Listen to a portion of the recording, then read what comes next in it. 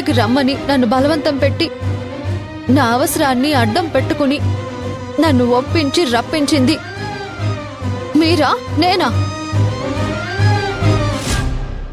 మీ ఇంట్లో వాళ్ళు అనుమానపడుతున్నారని నన్ను పూజలకి పునస్కారాలకి ఒప్పించి మీ పక్కన కూర్చోబెట్టింది మీరా నేనా?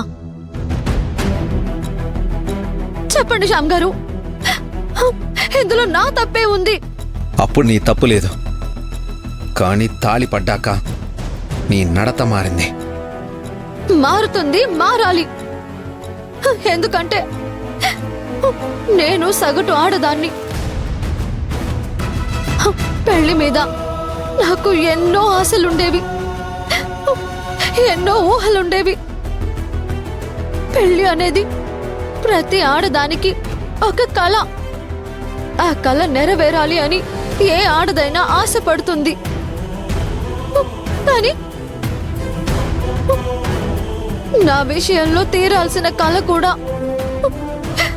కళలాగే జరిగిపోయింది.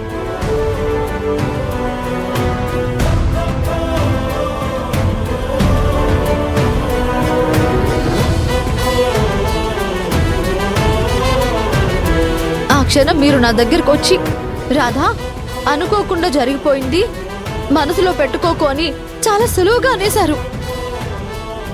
కానీ ఒక ఆడపిల్లగా నా మనసేంటో మీరు ఆలోచించారా?